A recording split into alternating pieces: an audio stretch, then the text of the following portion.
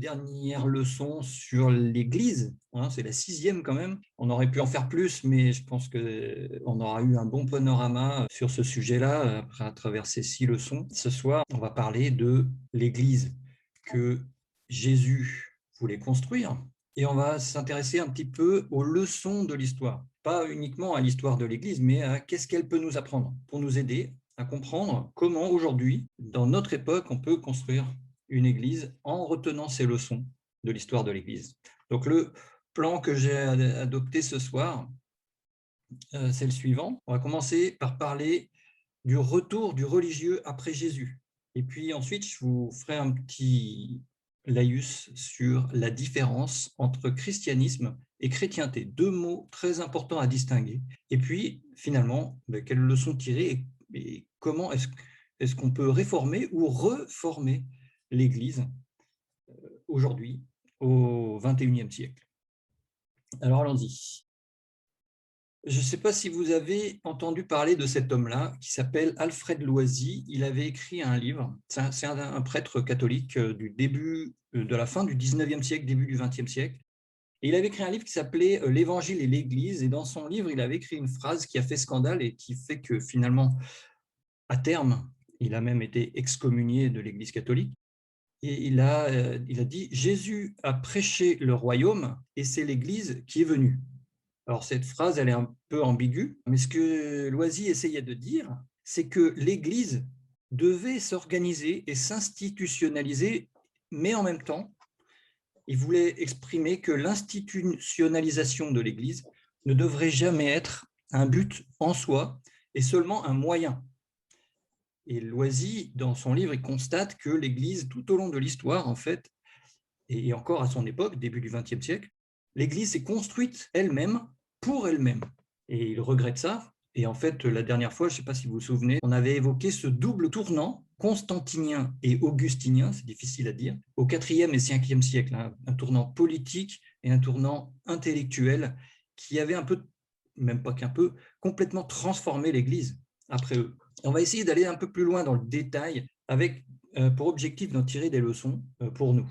Donc, je vous l'ai dit tout à l'heure, on va parler du retour du religieux. En fait, je vous propose 3 exemples dans l'histoire de l'Église. Franck me demandait si j'allais parcourir toute l'histoire de l'Église. Non, on va prendre quelques exemples comme ça, mais ils sont vraiment significatifs. 3 exemples de 3 époques très différentes qui vont nous aider à comprendre ce que l'Église a fait de la prédication du royaume. Parce que Jésus prêchait le royaume, comme disait Loisy. On voit ça dans tous les évangiles. Alors, le premier exemple que j'ai choisi, c'est celui d'Ignace d'Antioche. C'est un exemple assez précoce, hein, parce que cet homme-là, en fait, il est mort très probablement entre 107 et 113 en subissant le martyre, un martyre qu'il a recherché, en fait. Il a voulu subir le martyre et il l'a subi. Et on a conservé 7 lettres authentiques de lui qui ont été écrites soit en 107, soit en 113, c'est-à-dire l'année de sa mort.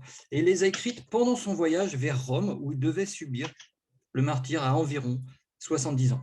Il y a une période pendant laquelle les communautés chrétiennes grandissaient assez vite. Une des principales préoccupations d'Ignace, qui est une bonne préoccupation, c'est l'unité de l'Église. Alors il écrit à une église à Philadelphie. Il leur écrit que tous ceux qui sont à Dieu et à Jésus-Christ, ceux-là sont avec l'épiscope ou l'évêque. C'est le même mot, épiscope-évêque. Et tous ceux qui se repentiront et viendront à l'unité de l'Église, ceux-là aussi seront à Dieu pour qu'ils soient vivants selon Jésus-Christ. Ne vous y trompez pas, mes frères. Si quelqu'un suit un fauteur de schisme, il n'aura pas d'héritage du royaume de Dieu. Donc ça, vous voyez, c'est la première chose qu'il dit. Il dit ceux qui sont à Dieu sont avec l'évêque. Dans la même lettre, un peu plus loin, au chapitre 8, il dit « Là où il y a division et colère, Dieu n'habite pas. Mais à tous ceux qui se repentent, le Seigneur pardonne si se repentir les amène à l'unité avec Dieu et au sénat de l'épiscope ou au sénat de l'évêque. » Et on va expliquer un peu cette expression un peu plus tard, mais j'ai une 3e citation à vous donner avant, d'Ignace, qui écrit à Polycarpe, Polycarpe étant un disciple de Saint Jean. Et donc il lui écrit « Attachez-vous à l'évêque pour que Dieu aussi s'attache à vous. J'offre ma vie pour ceux qui se soumettent à l'évêque, aux prêtres, aux diacres, et puisse-t-il m'arriver d'avoir avec eux part en Dieu. Vous voyez, ces quelques extraits nous renseignent sur l'Église en Syrie, puisque Antioche, c'est en Syrie, au début du IIe siècle. Et dans cette Église, l'Église d'Ignace, il n'y a pas un collège d'anciens, comme c'était le cas dans les Actes des Apôtres, par exemple, mais il y a un épiscope, un évêque, qui dirige une équipe de presbytres, c'est-à-dire des anciens, et des diacres. Et le mot presbytre va donner plus tard le mot prêtre, alors qu'en fait, en grec, il veut dire ancien. Il ne parle pas du tout de la fonction d'un prêtre qui est de sacrifier et d'être un intermédiaire entre Dieu et les hommes. Alors, si vous regardez les traductions d'Ignace, vous allez voir, c'est souvent le mot presbytre est traduit par prêtre. Or, c'est une méprise. Alors, voilà, il y a un évêque qui dirige une équipe, un staff, on dirait aujourd'hui, de presbytres et de diacres. Et on peut se dire, pourquoi pas? Si toute l'Église est d'accord pour fonctionner comme ça, c'est pourquoi pas un mode de fonctionnement. Le vrai problème, c'est que pour Ignace, obéir à l'évêque équivaut à obéir à Dieu. Parce que quand Ignace parle du sénat de l'évêque, vous vous rappelez dans l'épître aux Philadelphiens, en fait, il compare l'évêque à l'empereur. Parce que l'évêque est dans son Église comme l'empereur au-dessus de la société civile. L'empereur dirigeait le sénat de la société civile et l'évêque, il dirige le sénat de l'Église. Donc, il y a un lien direct, une comparaison directe de la part d'Ignace entre l'autorité de l'empereur sur le monde et l'autorité de l'évêque dans l'Église. Or, il faut qu'on se rappelle de la parole de Jésus. En Matthieu chapitre 20, il dit les chefs des nations dominent sur elles en seigneur, et les grands leur font sentir leur autorité. Il n'en sera pas de même parmi vous. Au contraire, quiconque veut devenir grand parmi vous sera votre serviteur, et quiconque veut être le premier parmi vous sera votre esclave. Ce que Ignace décrit ne représente pas encore à son époque la majorité des églises. Mais graduellement, en fait, petit à petit, au cours du IIe siècle et du IIIe siècle, ce modèle va être repris parce qu'il est écrit. Ignace a écrit et ça va avoir une force ensuite pour l'organisation de l'Église qui va être reprise en disant, vous voyez, au temps d'Ignace, on faisait comme ça. Et le problème, c'est qu'à travers tout ça, quand on compare un évêque à un empereur, ou quand on compare les presbytres et les diacres à un sénat de l'Empire romain, et bien en fait, ça veut dire qu'il y a des gens qui sont plus importants que d'autres dans l'Église. Ils sont sacrés. Et non seulement ils sont sacrés, mais en plus, ils ont une sorte d'autorité qui permet aux autres d'accéder à Dieu. Et donc, ils deviennent des intermédiaires entre Dieu et les hommes.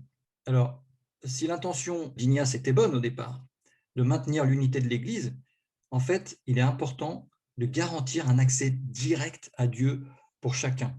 Et les pasteurs de l'Église dirigent, mais dans le sens où ils guident les gens vers Dieu grâce à Jésus-Christ, pas en étant eux-mêmes des garanties de l'accès à Dieu. Donc ça, c'était le premier exemple de retour du religieux avec des hommes sacrés. Le deuxième exemple, c'est la querelle de Pâques. C'est les historiens qui appellent ça comme ça. Au IIe siècle, en fait, les églises en Asie, en Palestine et en Turquie en particulier, célébraient Pâques à une date fixe en même temps que les Juifs. Ils avaient calqué leur calendrier de fête de Pâques sur celui des Juifs.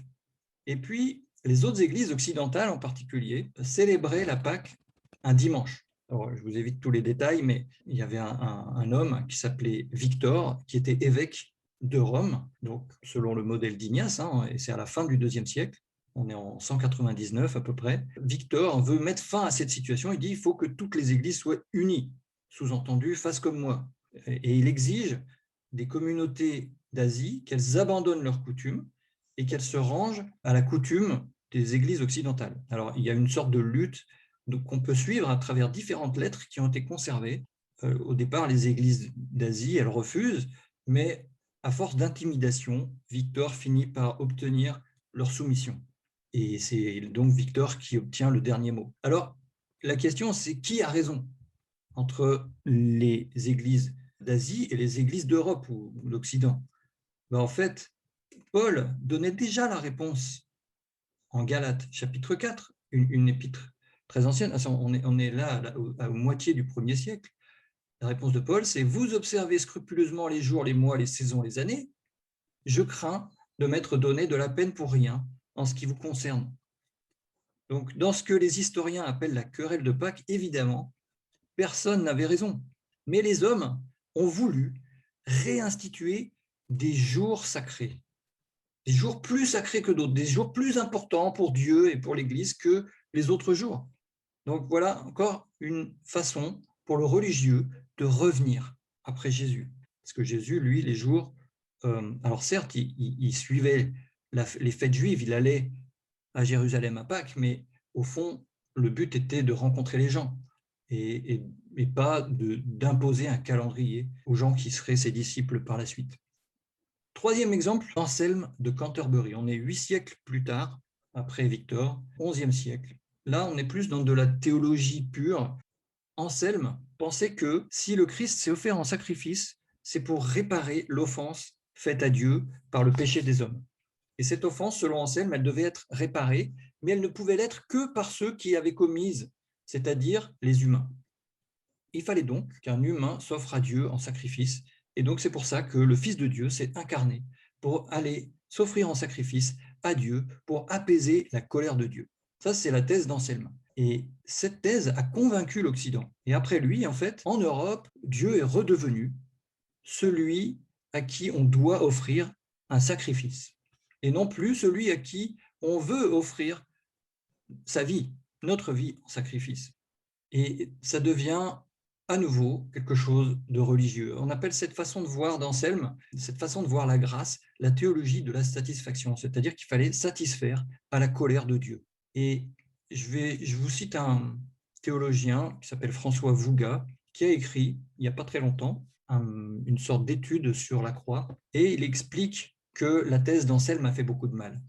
Et voilà ce qu'il dit. Il dit « L'interprétation sacrificielle et substitutive de la mort de Jésus, qui conserve une place centrale dans les liturgies et les catéchismes des églises. » Il suffit de regarder le catéchisme luthérien ou le catéchisme catholique, on retrouve cette idée d'Anselme à l'intérieur.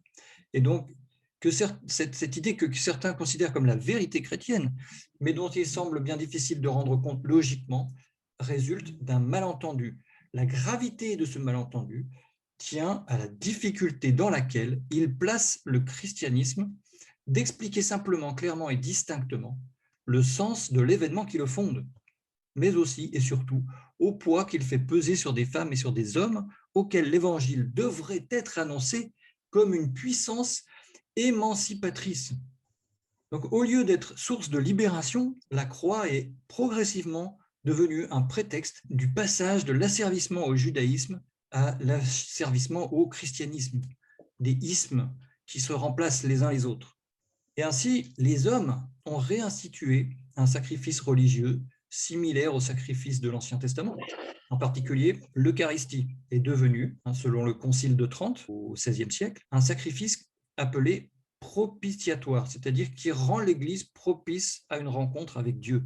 On dit même dans certaines liturgies que l'Eucharistie est le sacrifice de toute l'Église, c'est-à-dire que c'est l'Église qui sacrifie à Dieu, comme dans l'Ancien Testament. Sur des autels, on fait un sacrifice, alors que le mot Eucharistia, au départ, veut dire merci, tout simplement, ou dire merci, ou rendre grâce pour le sacrifice de Dieu, et non pas pour le sacrifice à Dieu. Donc vous voyez, à travers ces trois exemples de développement historique, la relation directe à Dieu que Jésus a enseignée à ses disciples, elle s'est transformée en une dépendance aux religieux, au point même que les gens, à l'époque, étaient obligés d'acquiescer à tout ça, parce que sinon ils pouvaient être excommuniés, et l'excommunication au Moyen-Âge, c'était pire que la mort, c'était être mis au banc de la société.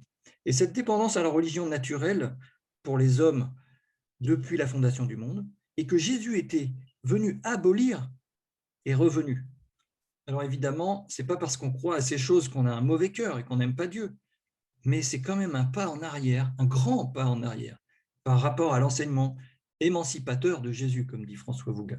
Donc voilà, 3 petits exemples, mais on pourrait les multiplier à foison pour vous montrer à quel point l'aspect religieux est revenu, même dans le christianisme, qui à la base n'est pas une religion. Et finalement, on va voir que ce christianisme est devenu autre chose. Et c'est pourquoi je vous disais qu'on allait parler de la différence entre christianisme et chrétienté. Alors, il faut distinguer les deux mots. Ce qu'on a dit précédemment nous amène à comprendre quelque chose sur l'Église, c'est qu'elle n'est pas un instrument religieux entre les mains de Dieu. Ça serait pire, en plus, si on disait qu'elle était un instrument politique entre les mains des hommes. Mais elle n'est ni l'un ni l'autre, ni un instrument religieux, ni un instrument politique. L'Église, elle est essentiellement basée sur les relations. Pour ça, je disais, le christianisme, fondamentalement, n'est pas une religion, mais est basé sur les relations avec Dieu et les uns avec les autres. Alors, quand le christianisme s'est institutionnalisé à travers les siècles, il s'est transformé en une religion, qui d'ailleurs est un mélange de judaïsme et de religion romaine, parce que les prêtres aujourd'hui dans les églises s'habillent de la même manière que les juges dans les cours de justice romaines. La justice a été transférée à l'Église après la conversion de Constantin. À travers cette institutionnalisation, le christianisme est devenu une norme sociale qui a conduit à une civilisation qu'on appelait la chrétienté. Donc la chrétienté est une civilisation. Le christianisme, c'est une sorte de philosophie, une façon de vivre. La chrétienté, c'est un système politique et religieux, où le politique d'ailleurs s'appuie sur le religieux, alors que le christianisme, c'est un état d'esprit. Et moi, j'aime bien dire c'est un état d'esprit saint, qui n'est ni religieux ni politique. Et l'erreur consiste à croire que le christianisme est nécessairement inclus dans la chrétienté. Tous ces gens qui sont nostalgiques de l'autorité de l'Église ou de la chrétienté dans la société française, par exemple, il y en a beaucoup, ils croient que le christianisme est nécessairement inclus dans la chrétienté, alors que ça peut être totalement deux choses différentes, et je dirais même, il est difficile d'être vraiment chrétien dans un système coercitif comme l'était la chrétienté. Alors, il n'y avait pas que des mauvaises choses, mais malgré tout, en termes de relation avec Dieu, ce qui est le plus important, ça n'aide pas. Alors, est-ce que c'était inévitable? Parce que certains historiens invoquent une sorte de déterminisme historique en disant que c'était inévitable parce que il est inévitable de vivre avec l'époque dans laquelle on vit.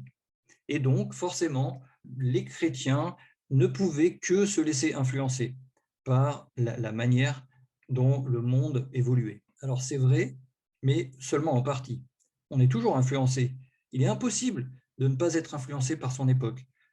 Mais Jésus est justement venu de Dieu pour élever notre pensée et nous donner une sorte d'esprit critique sur ce qui se passe autour de nous, dans notre vie à nous et dans la société en général.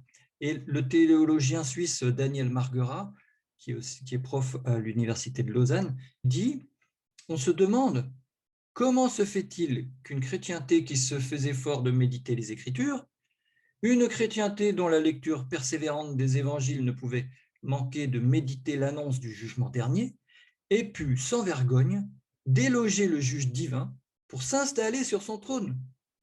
Comment ce coup d'État religieux a-t-il pu se produire alors que ces mêmes évangiles dénonçaient la perversité d'une telle confiscation de la vérité? Voilà pour Daniel Marguerat, qui est un historien et un théologien émérite, un des meilleurs théologiens francophones du moment. Pour lui, il n'y a pas de doute, l'Église a failli à travers la construction de la chrétienté. Et au fil des siècles, certains se sont aperçus que l'Église n'était pas en phase avec l'Évangile. Mais comme ils confondaient christianisme et chrétienté, ils ont parfois rendu les choses pires. Je pense à des réformes qui ont été faites parce qu'on se rendait compte que les choses n'allaient pas bien. Mais finalement, on a renforcé la chrétienté et on a rendu les choses encore pires. Donc, pour ceux que ça intéresse, pour étudier la réforme grégorienne, c'est à ce moment-là qu'on s'est dit, mais les prêtres sont corrompus, alors il faut arrêter la simonie, c'est-à-dire on leur a interdit d'acheter leur charge de prêtre. Et puis, on leur a interdit de se marier aussi, en disant c'est parce que y a la sexualité corrompt tout, il faut que les prêtres soient au-dessus. Et on a renforcé la chrétienté au lieu de se poser les bonnes questions. Et puis, il y a eu quelques bonnes initiatives. Par exemple, François d'Assise, ou les ordres mendiants. François d'Assise, qui a fondé, malgré lui, les franciscains, il n'aurait pas du tout aimé qu'on les appelle comme ça, mais en fait, François d'Assise, c'est un révolutionnaire. Il était contre l'Église. Et bon, comme il ne pouvait pas ne pas faire avec ce qui existait, il a dû faire des compromis. Mais si les ordres mendiants sont nés, c'est à cause de cet échec de l'Église. Au point que, à un moment, tous les gens qui voulaient aimer Dieu allaient dans les ordres mendiants, et le pape a dû interdire les ordres mendiants, je ne sais plus, au XIIIe ou XIVe siècle. En fait, faire face à l'institution de l'Église c'était pas facile. Et alors, je ne sais pas si vous avez vu le film Kingdom of Heaven, dont j'ai tiré l'image ici, là, mais ça montre très bien ce côté, le côté chrétienté, où on croit que parce qu'on est chrétien, on va écraser le reste du monde, et puis le côté spirituel. Un film très intéressant de Ridley Scott. Alors, que nous dit Jésus, en fait? Dans sa prière, Jésus il dit que les chrétiens ne sont pas du monde, comme lui n'est pas du monde. Quand l'Église a pris le pouvoir sur l'Empire après la soi-disant conversion de Constantin, elle est devenue un instrument politique et elle a fait corps avec le monde. Rappelez-vous, la dernière fois, ce qu'on disait, l'Église a pour but d'être plus comme le royaume de Dieu. Voilà, donc on a fait un petit panorama très très rapide, mais c'est une sorte de démonstration qui montre que l'Église n'a pas toujours réussi sa mission et elle n'a surtout pas réussi à être ce que Jésus a prié qu'elle soit. Alors, faut-il réformer ou reformer l'Église? Ça, c'est la question qui est d'autant plus importante pour nous qui estimons faire partie d'un mouvement de restauration de l'Église, après les mouvements de Stone et Campbell au XIXe siècle. Alors, si nous jetons un rapide coup d'œil à ce qu'était l'Église du 1er siècle, est-ce qu'on peut faire un copier-coller en se disant on va restaurer la même chose que ce qu'on voit dans la Bible? Ça part d'un bon sentiment, mais en fait, si vous y pensez bien, l'Église ne vivait pas dans le même contexte que nous. Elle ne vivait pas dans un contexte moderne ou post-moderne même. L'éducation et l'alphabétisation de la société n'étaient pas au même niveau, et les connaissances scientifiques, évidemment, n'avaient rien à voir avec les nôtres. L'Église s'opposait à des religions qui aujourd'hui n'existent plus. L'Église n'avait pas encore quitté l'ère des apôtres. Dans les actes des apôtres, on a encore des apôtres. Donc l'Église est encore emmenée, dirigée par des apôtres, ce qui n'est plus le cas pour nous. L'Église, à cette époque-là, avait des apôtres, mais elle n'avait pas de Bible. Elle n'avait pas de canon d'écriture établi. Elle avait la Bible hébraïque, dont le canon n'était pas encore totalement fixé, et la plupart des églises ne disposaient pas de tous les documents du Nouveau Testament. Et puis de nombreuses églises ont commencé comme des églises judéo-chrétiennes, et puis ensuite ont évolué vers des églises plutôt à majorité païenne. Dans certaines églises, on pratiquait des traditions juives à divers degrés, dans d'autres, on les pratiquait quasiment plus, ce qu'on voit dans les Actes des Apôtres d'ailleurs, à travers le chapitre 15 et ce qu'on appelle peut-être abusivement le Concile de Jérusalem. Mais voilà, il y a une différence telle entre le contexte du 1er siècle et notre contexte non seulement social et culturel, mais aussi spirituel, que le copier-coller est impossible. Et s'il l'était, ce copier-coller ne serait probablement pas la bonne stratégie. Alors, comment restaurer l'Église si on ne peut pas faire de copier-coller? Comment on fait pour restaurer l'Église? Faut-il appliquer une méthode spécifique? Les apôtres nous auraient-ils laissé un manuel de la bonne construction d'Église? En fait, la Bible n'est pas un recueil de méthodes ni de modèles. Elle sert à trouver des principes et non des modèles. Et c'est pourquoi restaurer l'Église, c'est restaurer son principe. Et son principe, c'est l'Esprit Saint. L'esprit de la première Église, c'était l'Esprit Saint. Et ça doit être notre esprit aussi. Alors la question, c'est maintenant, comment construire nos églises avec ce même esprit? Alors, je pense qu'il ne s'agit pas d'imiter aveuglément ce que faisaient les premiers chrétiens, ni même comment ils le faisaient, mais il s'agit d'avoir les mêmes motivations qu'eux, et donc d'imiter le pourquoi ils faisaient les choses. L'Église, au 1er siècle, avait donc un Esprit Saint, et on va essayer de comprendre c'est quoi cet esprit saint. Moi, je commence en pensant que l'Église doit retrouver un esprit séculier. Alors, je vais m'expliquer. Une Église à l'esprit séculier, c'est une Église qui est libérée de sa mission religieuse. Peut-être que ça en choque certains d'entre nous qui sommes là ce soir de penser ça, mais une véritable Église chrétienne, elle doit être non religieuse. Réfléchissez à ça, par exemple. Dans l'Ancien Testament, le peuple avait de nombreux signes religieux. Une arche avec des tables de la loi dedans, un sanctuaire, du mobilier, des objets, des prêtres avec des vêtements, des jours de fête, des sacrifices, etc. Il y avait de nombreux signes qui montraient où était la religion et comment elle fonctionnait. Mais dans le Nouveau Testament, qu'est-ce que Dieu nous donne? En fait, il rend tout ça obsolète et il le remplace par rien. Même le repas du Seigneur n'est pas une fête religieuse. Aujourd'hui, c'est devenu une sorte de cérémonie, mais en fait, un repas du Seigneur, c'est un repas. C'est un moment convivial les uns avec les autres, etc. On en a déjà parlé. En fait, Jésus a supprimé tout ce superflu religieux et l'a remplacé par rien, si ce n'est une relation directe avec son Père. Incroyable! Toutes ces choses qui étaient intermédiaires et qui permettaient d'accéder, de penser, de comprendre un peu Dieu, grâce à Jésus, eh ben, il n'y en a plus besoin. Et c'est pour ça que je dis que l'Église doit retrouver un esprit séculier. Ce que je veux souligner, c'est que on ne doit pas essayer d'être, en tant qu'Église, médiateur entre Dieu et les hommes. Le rôle de l'Église n'est pas d'être médiatrice. On pourrait penser ça naturellement. Ah ouais, l'Église, ça sert à aller vers Dieu. Non, le seul médiateur, c'est le Christ. Il n'y en a qu'un seul de médiateur. On voit ça en 1 Timothée 2,5. Je viens de passer un petit peu rapidement. Et si l'Église prend le rôle de médiateur, elle abuse ses membres, en fait, d'une manière spirituelle. Rappelez-vous, le rôle de l'Église, c'est quoi? Si vous avez suivi mes leçons, le rôle de l'Église, c'est de prêcher, et de prêcher de manière suffisamment convaincante et persuadante pour faire entendre le message de salut et de transformation du Christ. Alors, peut-être que vous pensez que je parle de l'Église catholique tout le temps, là, en filigrane, mais en réalité, non, les églises protestantes sont peut-être à des degrés moindres, mais pas mal dans ce domaine-là aussi. Et je voulais juste vous donner un aperçu. Ron Highfield de Pepperdine University, qui est un prof de théologie là-bas, voilà ce qu'il écrit dans un livre qui s'appelle Rethinking Church, Repenser l'Église. Il dit « La plupart des institutions que nous appelons Églises sont en réalité des organisations para-ecclésiastiques. Une grande partie du soi-disant travail ecclésiastique que nous accomplissons se concentre sur la réalisation de quelque chose le dimanche matin et une grande partie de l'argent que nous donnons sert à payer le personnel qui assure ces fonctions para-ecclésiastiques. » C'est un peu sévère hein, comme façon de décrire l'Église. Mais alors, quand je parle, moi, d'un esprit séculier dans l'Église, ça implique quoi? Ça implique qu'on renonce à l'ésotérisme, la magie et la superstition.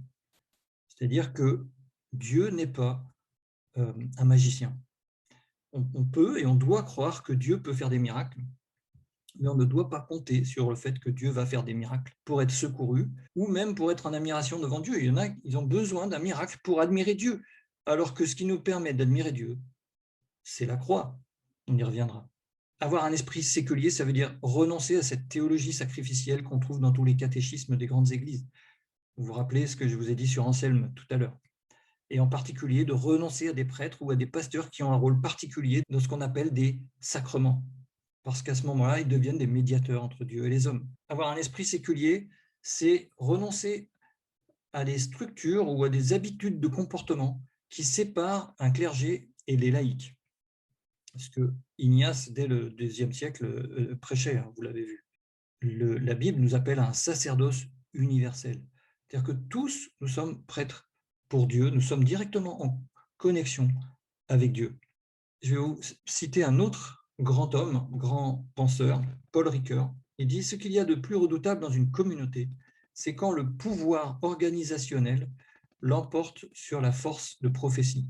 C'est très grave. Ce n'est pas que la prophétie manque de pouvoir, mais on peut manquer de prophétie. Donc, on a besoin que l'Église prêche, c'est son rôle. pas qu'elle fasse des trucs para-ecclésiastiques. Les structures clergées laïques créent une sorte de paternalisme et appauvrissent en fait la relation de Dieu avec l'Église. Même le pape François le disait dans une interview au quotidien La Croix en 2016, il disait « C'est l'Esprit Saint le protagoniste de ce que fait l'Église, son moteur. Trop de chrétiens l'ignorent. Un danger à l'inverse pour l'Église est le cléricalisme. » Alors quand même, que ce soit le pape qui dise ça, c'est renversant, moi je trouve. C'est un péché, il dit même, qui se commet à deux comme le tango. Les prêtres veulent cléricaliser et les laïcs demandent à être cléricalisés par facilité. Voilà. Si on veut des dirigeants pour qu'ils fassent les choses à notre place, on est dans le péché, dit le pape François. Et il a raison. Donc, l'Église doit retrouver un esprit séculier où tout le monde participe, tout le monde est partie prenante, tout le monde donne de son énergie, de son talent. S'il y en a qui sont des cireurs de banc pendant que des autres sont des orateurs, ça ne sert à rien. Tout le monde doit mettre la main à la pâte quand il fait partie de l'Église. Alors, évidemment, de manière différente en fonction de qui on est, mais tous, nous devons être impliqués.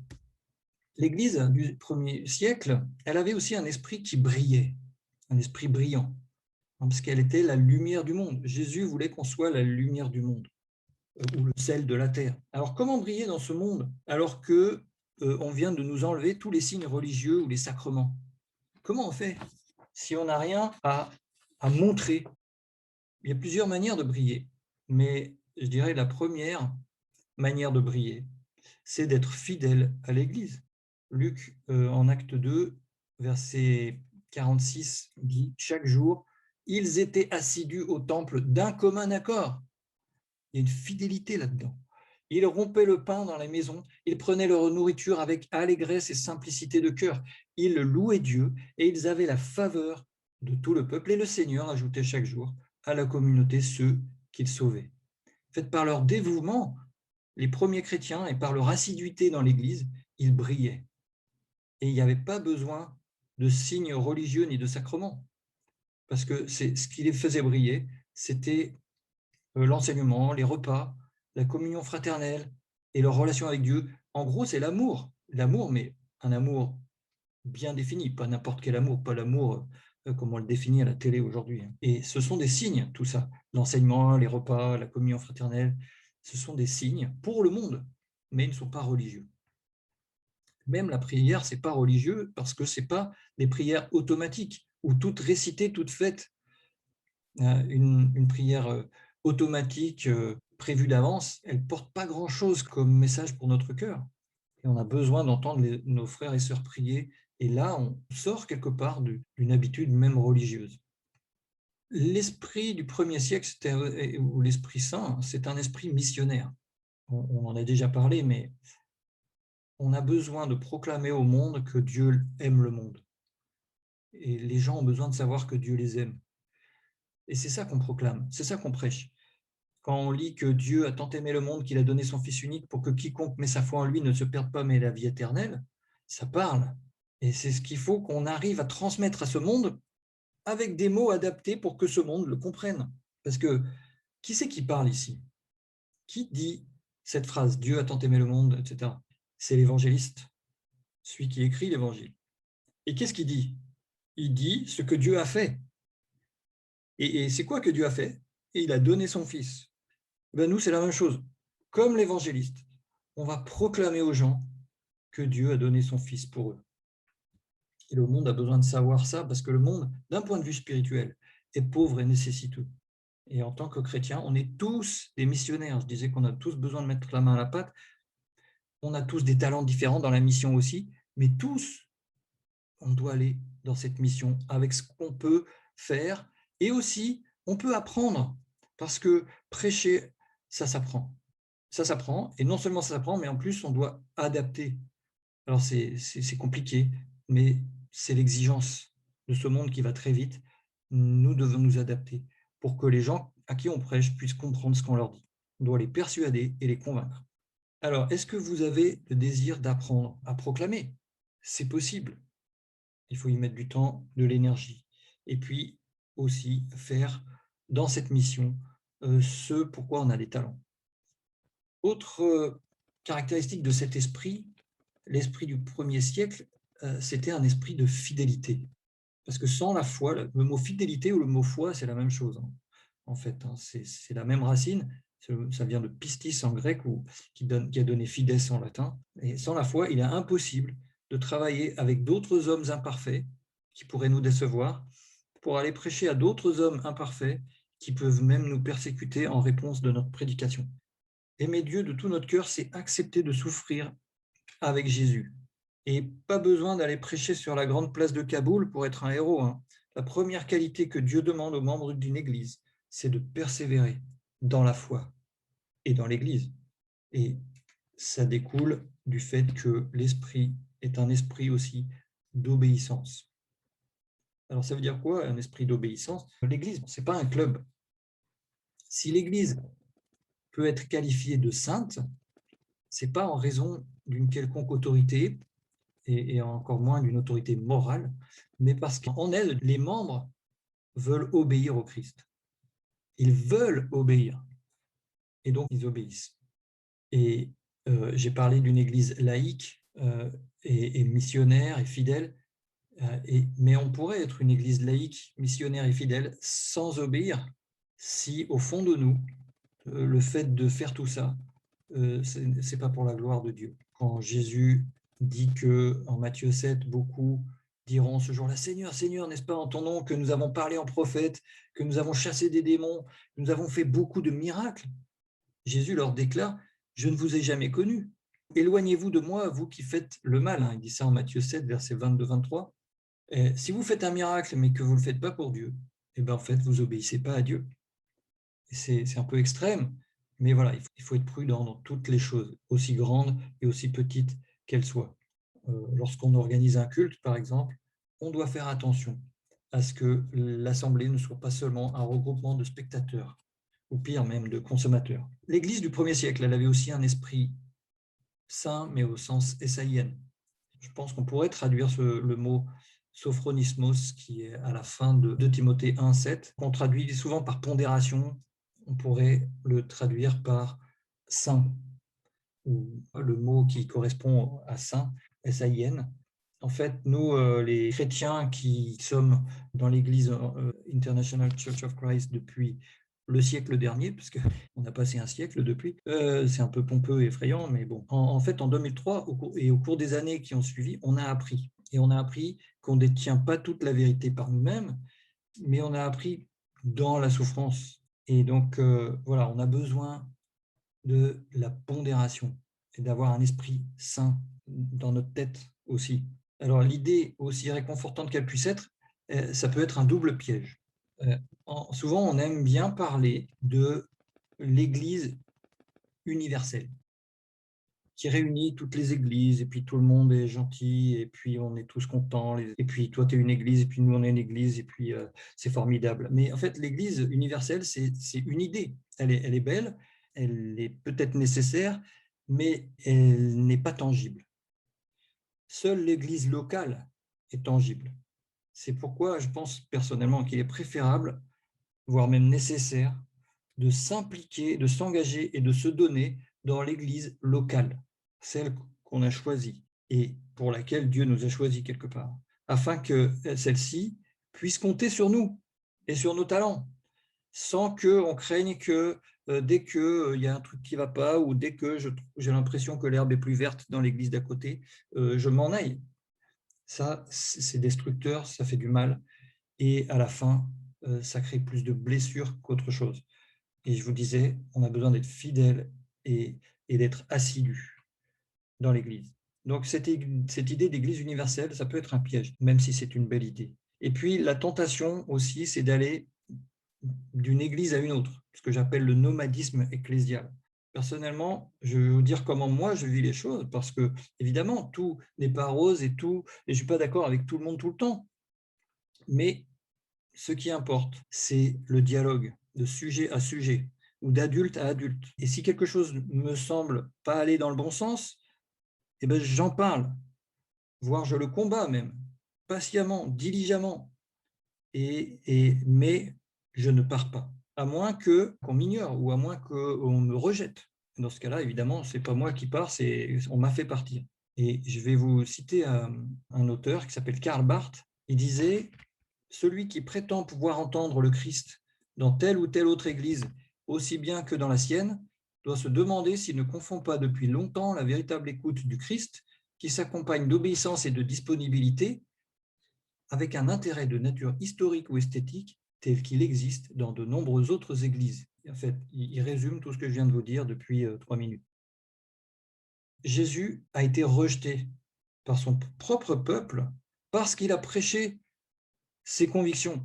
Il a prêché le royaume de Dieu, et il a prêché Dieu, et il a montré le Père. Alors, avoir un esprit saint, c'est chercher l'unité, mais en refusant l'uniformité. Et si on a cette attitude, alors l'esprit va faire des choses dans l'Église. Il n'y a pas de raison spirituellement valable de quitter une Église, à moins que l'Église nous mette dehors. Autre chose qui caractérise cet esprit, l'esprit du premier siècle, c'était un esprit d'amour. Je ne parlerai pas ici de ce que ça signifie de s'aimer les uns les autres, vous pouvez revoir la session numéro 3, mais notre amour doit être fondé évidemment sur l'exemple du Christ et sur l'exemple de la croix. Et puis, toujours si on suit 2 Timothée chapitre 1, verset 7, l'Église du premier siècle avait un esprit de force. Alors, qu'est-ce que ça veut dire ? Être un disciple du Seigneur dans le monde, ça implique d'être probablement en minorité et d'être souvent méprisé ou humilié, voire persécuté, pourquoi pas, dans certaines parties du monde. Mais certainement pas de chercher le martyr. Le but, ce n'est pas de chercher le martyr ou de chercher la persécution pour la persécution. En fait, on a besoin d'être fort, parce que si le christianisme vous semble facile, il y a probablement quelque chose qui cloche. Donc, on a besoin d'être fort. Mais qu'est-ce qu'on appelle la force ? Qu'est-ce qu'on appelle la puissance ? Ici, en 2 Timothée 1, verset 7, c'est le mot dynaméos qui a donné la dynamite. Mais autant la dynamite, c'est une explosion forte, mais c'est quoi la dynamite du christianisme ? En fait, si vous lisez 1 Corinthiens chapitre 1, verset 18, la force ou la puissance ou la dynamite de Dieu, c'est la parole de la croix. C'est ça qui fait notre force, qui nous donne la force, qui donne notre force à notre caractère, mais qui va aussi donner la force à notre prédication. Et donc, c'est dans la croix que l'Église et chaque disciple doit trouver sa force, pas dans une force humaine. D'accord ? Après tout ça, on pourrait être tenté de jeter le bébé avec l'eau du bain en se disant « Oh là là, c'est compliqué l'Église, machin ». Mais on ne peut pas vivre la vie de disciple sans Église. Et j'aimerais vous citer Gérard Lofink, qui est un théologien catholique, dans un livre « L'Église que voulait Jésus », il fait une critique de l'Église catholique. Il est prêtre dans cette Église, et il dit « Le service le plus important et le plus irremplaçable que les chrétiens puissent rendre à la société, c'est tout simplement d'être vraiment l'Église. Qu'est-ce qu'il faut pour être vraiment l'Église ? Il faudrait relire tout ce qu'on a vu ou revoir tout ce qu'on a vu pendant ces 6 leçons, mais on a besoin de se concentrer sur l'obéissance aux principes divins qu'on trouve dans la Bible, et en particulier obéir à l'esprit de la croix, sans chercher à prouver qu'on fait mieux que les autres églises et sans chercher à mettre en place un système religieux non plus. On a besoin de se concentrer sur la prédication de l'Évangile, en faisant l'effort d'adapter notre message pour qu'il soit compréhensible à notre génération. Et on a besoin de penser collectivement et pas individuellement. On doit tous changer individuellement, mais notre Église aussi, dans sa globalité, doit changer. Et on doit, chacun d'entre nous, mettre la main à la pâte pour la construire, pour la restaurer, pour que cette Église puisse changer. Ce travail, évidemment, vous comprenez, il n'est jamais achevé. C'est Karl Barth qui disait, en reprenant un mot d'Augustin, il disait « Ecclesia semper reformanda est », c'est-à-dire l'Église doit toujours être en train de se réformer. On peut dire la même chose en disant « Ecclesia semper restauranda est », l'Église doit toujours être en train de se restaurer et de redevenir vraiment l'Église, comme disait Gérard Lofink. Merci pour votre patience, pour votre persévérance à écouter toutes ces classes. Et puis, je vous propose un petit temps d'échange. J'espère que vous avez appris des choses et que ça vous donne une meilleure idée de ce que c'est que la vie chrétienne, parce que la vie chrétienne sans Église, c'est difficile. En fait, Pierre-Louis, tu vois, ce qui est très intéressant, c'est que tu as parlé du fait de comment on peut, sans dénaturer bien sûr le message de Dieu, de Jésus, la croix et tout ce qu'apporte euh, Dieu, Dieu à travers Jésus, hein, qui est vraiment son incarnation et son exemple. Comment aborder parfois des sujets qui sont quand même liés à notre temps. Et c'est pas forcément facile parce qu'on va être confronté à. Je me faisais la réflexion que il y a des années en arrière, on avait déjà du mal à, à savoir comment aborder ou discuter ou amener Dieu à par exemple, à des personnes qui sont, comment dire, qui par exemple vont avoir du mal avec la foi et le fait de venir vers Dieu parce qu'elles sont homosexuelles et qu'il y a déjà ce sujet-là qui était déjà complexe il y a des années en arrière. Aujourd'hui, on entend parler de gens qui sont trans, on entend parler de choses sur lesquelles, honnêtement, moi, ça me donne des maux de tête pas possible. Euh, et c'est vrai qu'on pourrait aller sur une approche très simple, hein, en disant ça c'est bien, ça c'est pas bien, ça c'est comme ci, ça c'est comme ça. Et, et même si on peut le penser, la façon dont on va, euh, comment dire, qu'est-ce qui va être le plus, comment on va amener les personnes à, finalement, parce que le chemin vers Dieu, c'est le chemin qu'on construit soi-même quelque part. C'est-à-dire que nous, on est des accompagnants et c'est les Écritures et c'est la relation avec Dieu qui fait le changement. Et nous, on est là pour accompagner. Mais on n'est pas là pour donner des réponses toutes faites.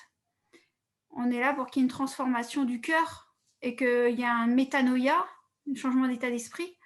Mais ce changement d'état d'esprit va venir au contact des Écritures, au contact de la relation avec Dieu, de la prière, de plein d'ingrédients, entre guillemets, plein d'ingrédients qui vont faire la transformation.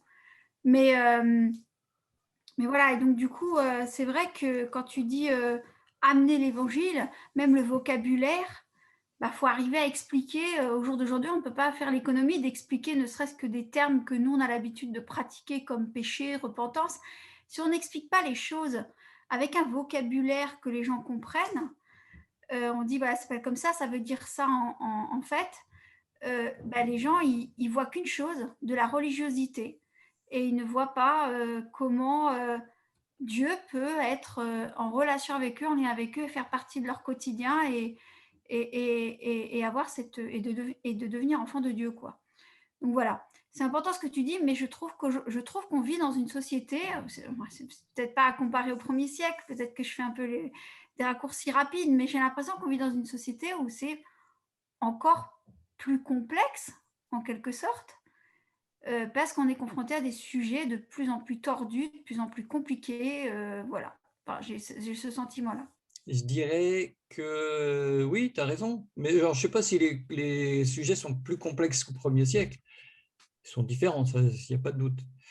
Après, je pense qu'effectivement, le vocabulaire religieux, il faut qu'on y fasse attention.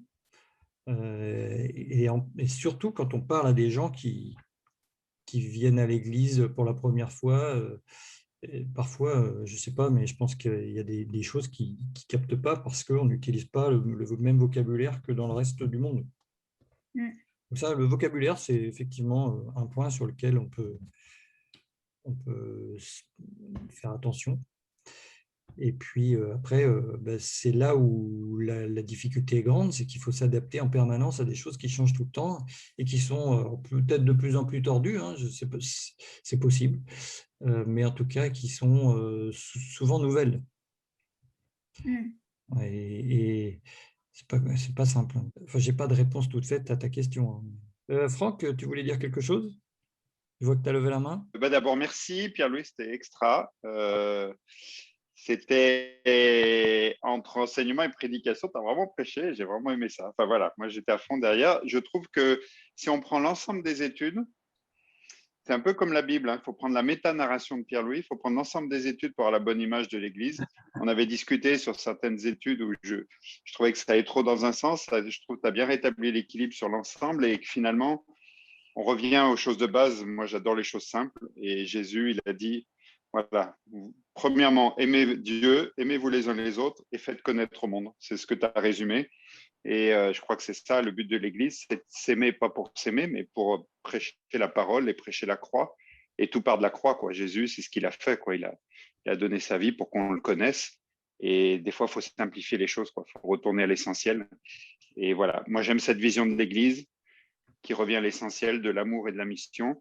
Et puis, voilà, tu as un bon exemple là-dedans. Et sur l'enseignement, bien sûr, on peut aller dans plein de choses compliquées, c'est très bien, hein, c'est super, mais voilà, répondre aux besoins, s'aimer et puis prêcher. Je crois que si on retient ça, on a compris ce que c'est l'Église et on a la chance à Lyon d'avoir une petite assemblée où il n'y a pas d'inertie, on peut faire ce qu'on veut. On n'est pas dans un système d'Église aujourd'hui qui est hiérarchique, contrôlé par je ne sais pas qui. On est ensemble et on décide. C'est une liberté que peu d'églises ont, quoi. On est une vingtaine, une trentaine, on décide comment on veut fonctionner pour plaire à Dieu ensemble. Et il y a une autonomie, il y a une liberté, donc c'est à nous d'être responsables, comme tu l'as dit, chacun de nous, on est l'Église. Et voilà, merci pour tout ton travail, pour toutes ces classes. Et la classe de ce soir, c'était ma préférée, j'ai adoré. Super. Merci. Stéphane? Ouais, bonsoir à tous. Je prends pas souvent la parole, mais quelquefois, c'est nécessaire. Merci Pierre-Louis pour cette suite de classe. Et merci à tous d'être gardés persévérants pour Pierre-Louis pour tout le travail qu'il a fait. Je crois que le fait d'être là ce soir, c'est rendre hommage à Pierre-Louis, parce que je n'ose pas imaginer tout le travail que ça a dû demander de faire ça. Voilà, faut oublier que Pierre-Louis n'est pas payé par l'Église pour faire tout ça. Et donc, le fait d'être là, déjà, c'est témoigner de notre soutien et de notre révérence par rapport à tout ce travail. Merci. Je voulais réagir par rapport à ce qui a été dit tout à l'heure. Je crois que les sujets de société et la complexité, tout ça, quelque part, je crois que ça ne nous regarde pas. Je crois que tout ce qu'on nous demande en tant que chrétiens, c'est en tant que disciples plutôt, c'est notre témoignage. Et peu importe après si c'est difficile ou si notre langage n'est pas choisi ou si, voilà, je vais essayer de me faire tout à tous, mais la puissance n'est pas en moi. La puissance, c'est Dieu qui l'a. Et ce n'est pas à moi d'amener les gens à l'église. C'est Dieu qui va le faire. Et donc, oui, il y a des problèmes d'homosexualité, il y a des problèmes de transsexuels. Je ne sais pas comment résoudre ça. Mais moi, ce que j'atteste dans ma vie de tous les jours, c'est que pas plus tard que dimanche, l'église de Bruxelles s'est réunie dans un parc et on a fêté la nouvelle liberté de pouvoir le faire. Et on s'est réunis dans un parc, on a commencé à chanter, on a commencé à se saluer les uns les autres dans une bonne communion fraternelle qui nous manquait absolument. Et ça n'a pas fait 10 minutes de ça que déjà les gens autour de nous se posaient des questions et c'était très attirant. Et donc, quand quelqu'un est venu vers moi et m'a dit bah, qu'est-ce que vous faites? Bah, écoutez, on est une église et puis bah, on commençait le culte. Et je n'ai pas choisi un mot particulier à dire parce que je devais être gêné ou parce que il fallait être, comment dire, diplomate. Je crois que l'Église brillait d'elle-même et que rien que ça, c'est attirant. Je pense que Pierre-Louis, tout ce que tu as dit sur les points qui caractérisent l'Église d'être saint, d'avoir un esprit de force et non de timidité, ou un autre, enfin, toutes les caractéristiques que tu as mises en avant, je crois que c'est ça qui est attirant. Et après, si les personnes veulent savoir, et oui, quand elles viennent nous voir, vraisemblablement, elles s'attendent à avoir un vocabulaire religieux. Mais moi, je vais faire ce que je peux. Je vais dire ce que moi je vis. Et c'est là la différence qu'on a entre dire ce que l'on vit de manière sincère, parce que la sincérité, ça se voit. Et donc, si l'amour est vraiment entre nous et que on a vraiment l'unité entre nous, je ne crois pas que j'ai un grand effort à faire. Et puis, s'il y a quelque chose de particulier sur la personne qui s'adresse à moi et qui entend mon témoignage, je suis un homme imparfait, et donc c'est plutôt Dieu qui va agir dans l'esprit de la personne qui reçoit, dans le cœur de la personne qui reçoit, que plutôt que ça repose sur mes propres forces à moi. Voilà, c'est ce que je voulais dire. Je pense que des fois, on complexifie un peu les choses, alors qu'en fin de compte, si on complexifie un peu les choses, je pense que c'est se reposer sur ses propres forces au lieu de se reposer sur Dieu, tout simplement. Merci Stéphane. Fabienne, tu voulais dire quelque chose? Vas-y. Oui, donc je suis fan, youpi youpi, c'était trop génial. Mais en même temps, ce que j'aime, c'est que ça porte à vraiment réfléchir, à vraiment méditer, mais dans le sens réel, biblique. Enfin, je trouve du mot méditer, c'est-à-dire ruminer, réfléchir. Enfin, oui, que ça m'accompagne jour et nuit. Euh, et que ça me fasse poser des questions. Et ce que j'ai aimé, je crois, dans toute cette série, c'est que ça pose des questions. Et je crois que si je pense, donc comme tu as fait un retour sur un peu ce qu'on peut apprendre de l'histoire de l'Église, si je pense à l'histoire de notre Église, je pense que ce que j'aimerais, une des leçons que j'apprends, c'est l'importance, je vais reprendre un terme que tu as utilisé que je trouve tellement important, c'est vraiment le dialogue. Et je ne sais pas si tu as mentionné, mais en tout cas le questionnement, le fait de savoir poser des questions et se questionner, parce que c'est ce que Dieu fait vis-à-vis de nous sans arrêt. Il nous pose des questions, il nous demande de réfléchir, et donc vis-à-vis de notre société, de notre siècle qui est nouveau, avec ce qu'on a l'impression d'être nouveau et tout le reste, si je reste dans le dialogue et dans le fait de poser des questions, d'être curieux, de poser des questions sur ce qu'on fait, pourquoi est-ce que je fais ce que je fais, pourquoi est-ce qu'on fait ce qu'on fait, je crois que c'est là où Dieu agit, quoi. C'est là où Dieu il arrive à ouvrir des portes et à trouver la place qu'il a besoin de prendre. Alors que si je reste cloisonnée et agrippée à mes réponses et à mes traditions et à ce que je pense qu'il devrait être, parce que ça a toujours été comme ça, et puis je crois que là, l'esprit ne trouve pas sa place, quoi. Donc, je te remercie parce que je pense que tu as ouvert pas mal de portes et pas mal de fenêtres. Et j'ai hâte de voir ce que l'Esprit va faire avec ça au sein de notre assemblée ici à Lyon et j'espère au sein des autres assemblées. Voilà, donc merci beaucoup Pierre-Louis. Je suis convaincue que l'Esprit t'a utilisé. Je t'embrasse très fort et je t'aime très fort.